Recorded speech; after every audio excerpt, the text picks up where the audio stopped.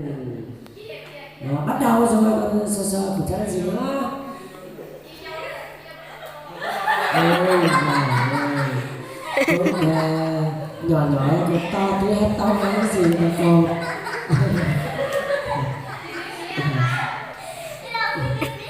Con đường nhỏ này con có cái tóc cột chứ cột hết tóc của cái gì mà cột nữa.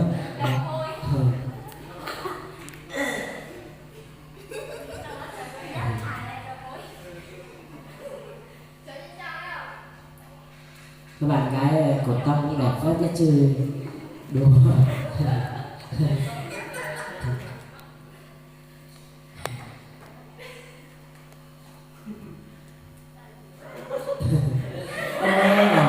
Ông tôi rất tặng lò rồi khá sự coi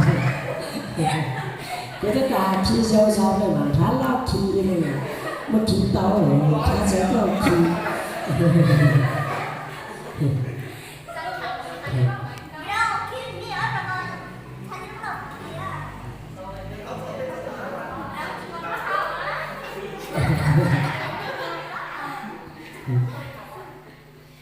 Cecilia khi có bạn trẻ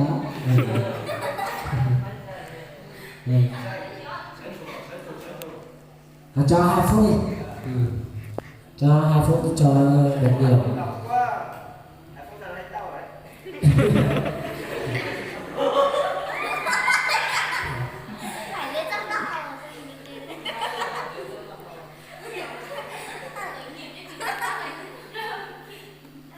Rồi có những cái quá đẹp tuyệt vời luôn.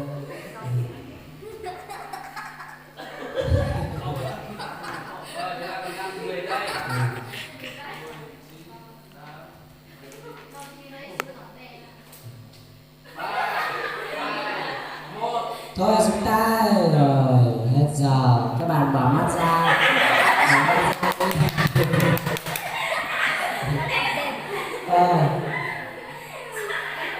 Bây giờ anh sẽ đến nha.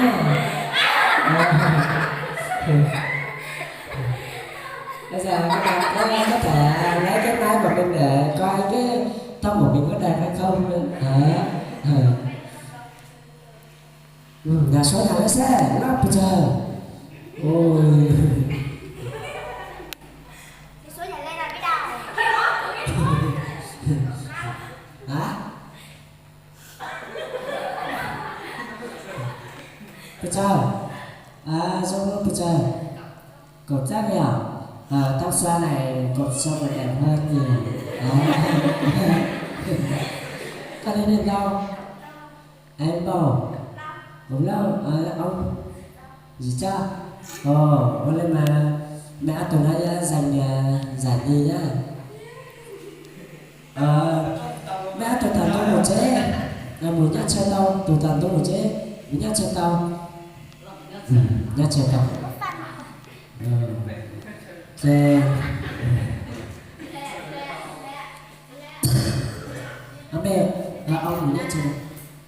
Cho qua trong này nó cái cho có cũng đúng quá là lúc nào cần chơi tài dinh đủ phần thưởng chỉ giá 1 tỷ sẽ được tiền cho các bạn. Bây giờ tháo ra được rồi.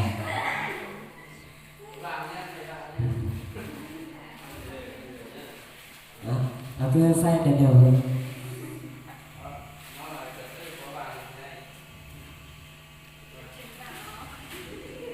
Về chia 2 người nhé.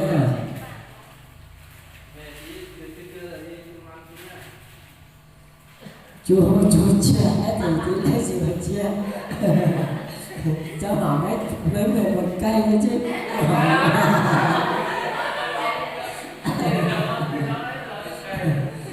Còn trò đó là thu lại mấy người một cây ơi.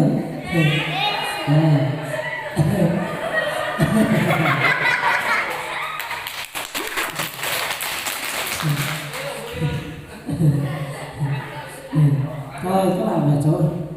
Chia đều 2 người nhé. Phá thuộc. Xảy ra 2 người.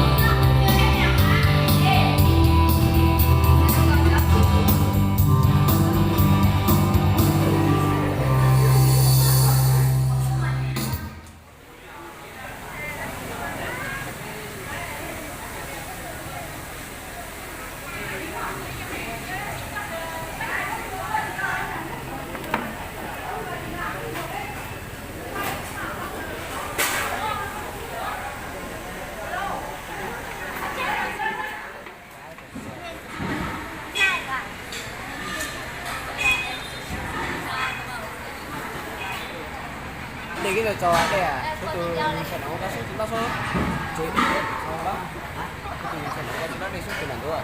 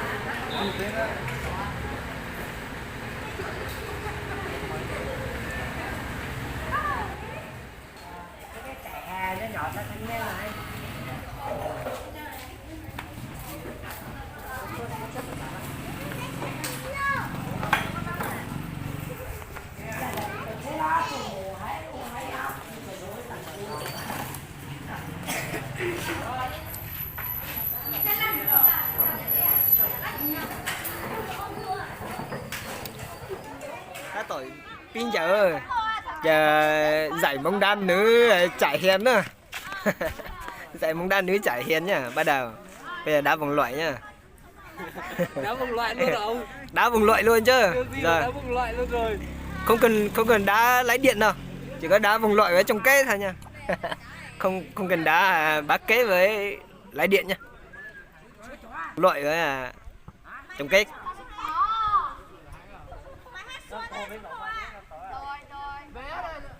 Rồi thế một cái thế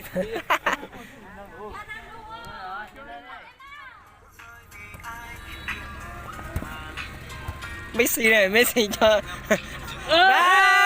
vào rồi. ơi vỗ tay đi nhá. Đâu anh có thưởng chứ. Biết đâu cái tem.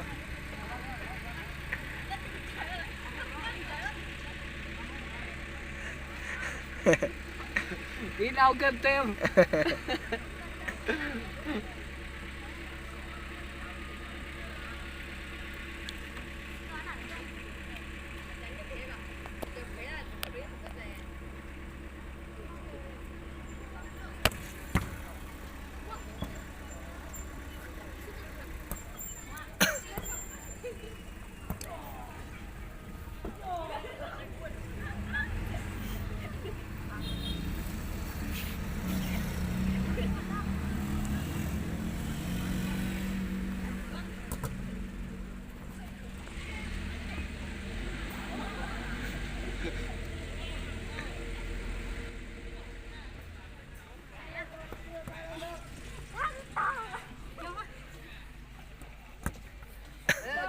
Lên sút.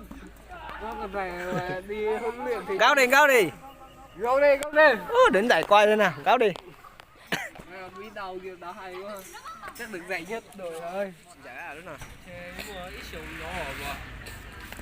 Cái mua nó sân bảy, Có sân bài dù giờ lúc nào chỉ mê chưa nhận trả nè.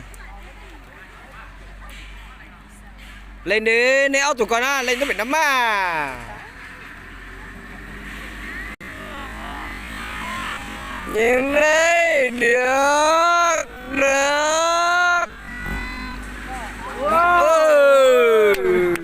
Vỗ tay nó của hú hò đấy mà. Lên một người nữa đi, lên một người hỗ trợ đi.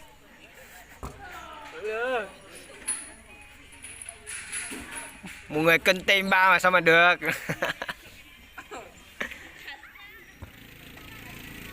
Nhanh lên, nhanh lên.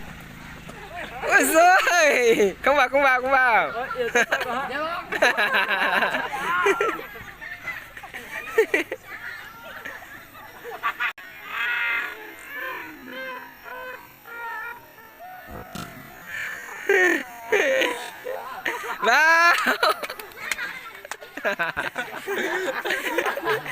Được. Như thế hai lượt bỏ hai lượt cái anh chỉ mà đây cho quả cáo lên này à.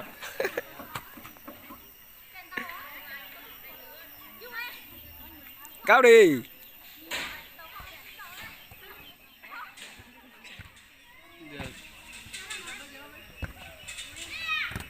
Ôi rồi.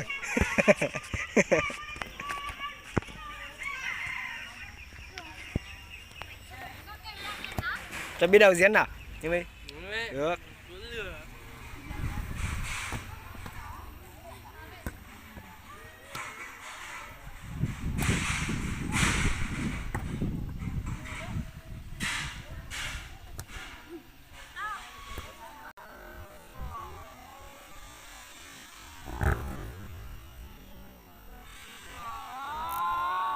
Wow. Số bú có 23 rồi. Mấy bạn na cổ hú sao không thấy vút tay à?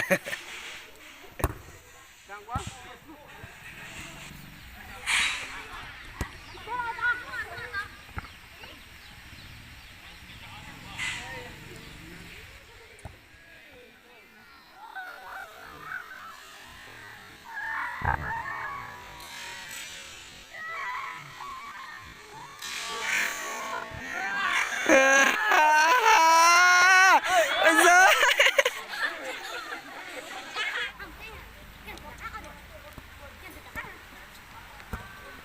Vô đó không? Kết nè.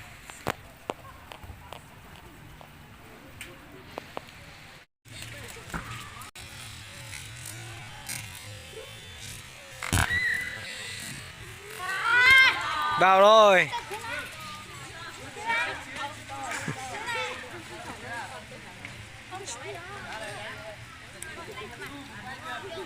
Ô, quay Mida đâu rồi? Vừa quay mà sao mà cũng chéo lại đi nhỉ?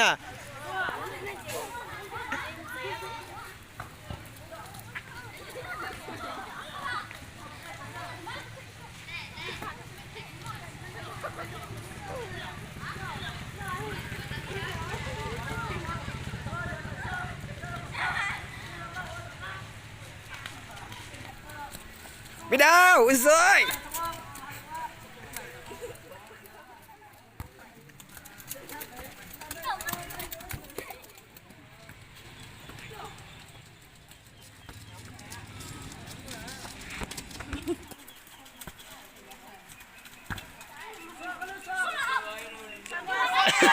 Trời ơi.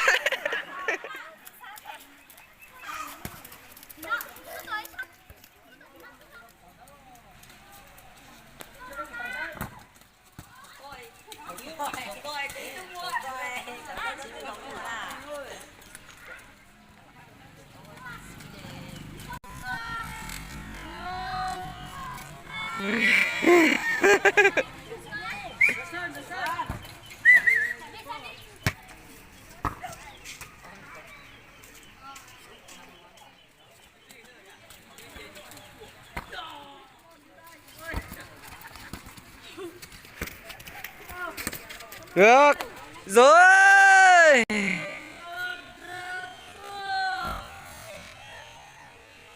Và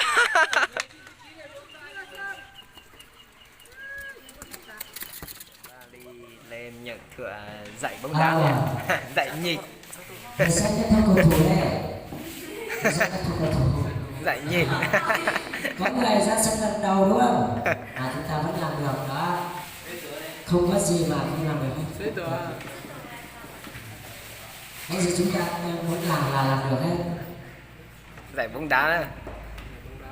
Dạy nhịp.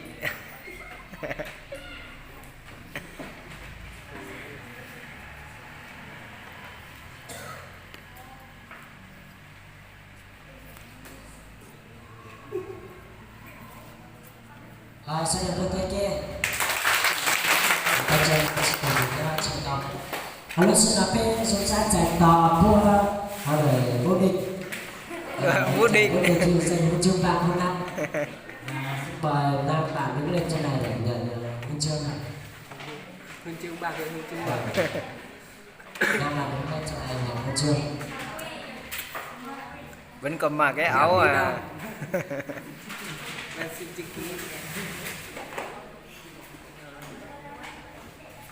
Mình sai cái mà bây sao cầu thủ tiêu đề.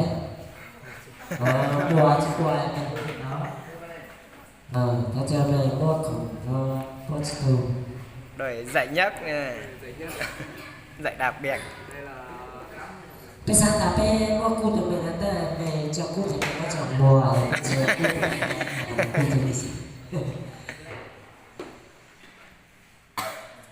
sẽ là mua tiền.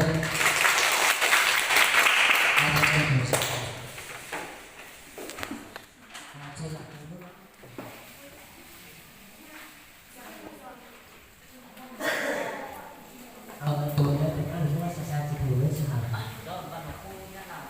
Là cô không? Nên tiếng một là đi tàu lúc nào tàu sẽ đi.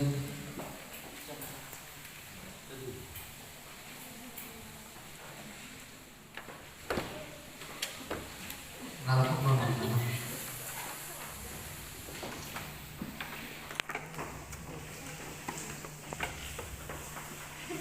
Rồi tôi đã tập dừng cái bỏ rồi tôi đã. Bên trái là bên tôi thì có đi qua bên sai đó là con.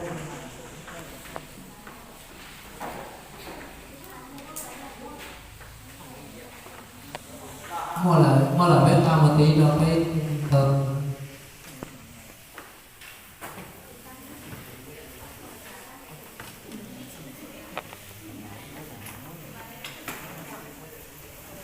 Lên này. Lên này. Lên lái đi. Họ cho mà.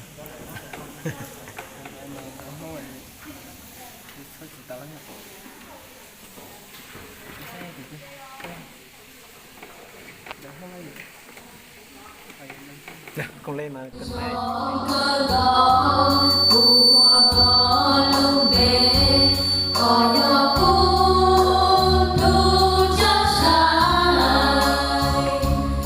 Có